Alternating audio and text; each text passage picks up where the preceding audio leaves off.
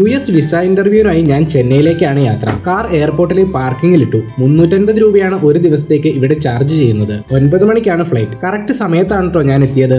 നാളെ രാവിലെ 8 മണിക്കാണ് എനിക്ക് ഇന്റർവ്യൂ അപ്പോയിന്റ്മെന്റ്. അതുകൊണ്ട് ഇന്നത്തെ നൈറ്റ് സ്റ്റേക്ക് വേണ്ടി ചെന്നൈ എയർപോർട്ടിനടുത്ത് ഒരു ഹോട്ടലിൽ റൂം ബുക്ക് ചെയ്തു.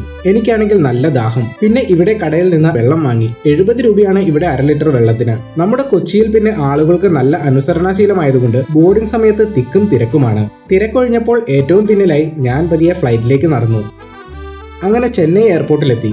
അവിടുത്തെ ഫ്രീ ഷട്ടിൽ സർവീസിൽ കയറി ടാക്സി പിക്കപ്പ് പോയിന്റിൽ നിന്ന് ഒരു ഊബർ പിടിച്ച് നേരെ ഹോട്ടലിലേക്ക്. എയർപോർട്ടിൽ നിന്ന് ജസ്റ്റ് 2 കിലോമീറ്റർ മാത്രമാണ് ഹോട്ടലിലേക്ക്.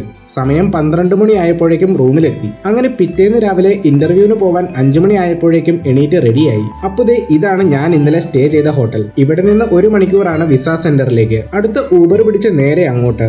ആളുകൾ ക്യൂ നിൽക്കുന്നുണ്ടെങ്കിലും അപ്പോയിന്റ്മെന്റ് സമയം അനുസരിച്ചാണ് അകത്ത് കയറ്റുന്നത്. ഇവിടുത്തെ മറ്റൊരു പ്രശ്നം എന്തെന്ന് വെച്ചാൽ ഡോക്യുമെന്റ്സ് അല്ലാതെ വേറൊരു സാധനവും അകത്ത് കയറ്റാൻ സമ്മതിക്കില്ല. അടുത്തെങ്ങും ലോക്കർ ഫെസിലിറ്റിയും ഇല്ല. പക്ഷേ ഇവിടെ ഓട്ടോറിക്ഷക്കാർ ഈ അവസരം മുതലെടുക്കുകയാണ്. അവർ ഓട്ടോ ലോക്കർ ഫെസിലിറ്റി എന്നൊരു പരിപാടി. ഒരു പൊളിഞ്ഞ ഓട്ടോറിക്ഷയിൽ നമ്മുടെ ബാഗും സാധനങ്ങളും സൂക്ഷിക്കും. ഇത് വളരെ സേഫ് ആണെന്നാണ് അന്വേഷിച്ചപ്പോൾ അറിഞ്ഞത്. പക്ഷേ ഇവർ ചാർജ് ചെയ്യുന്നത് 2000 മുതൽ 3000, 4000 വരെയാണ്. വേറെ നിവൃത്തിയില്ലാത്തതിനാൽ ബാഗ് അവിടെ തന്നെ കൊടുത്ത് ഞാൻ ഇന്റർവ്യൂവിന് കയറി.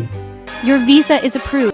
Work hard and chase your dreams, Anand. അങ്ങനെ 10 മിനിറ്റ് കൊണ്ട് ഞാൻ തിരിച്ചു വന്നു. 2000 രൂപ കൊടുത്ത് ബാഗും കളക്ട് ചെയ്തു.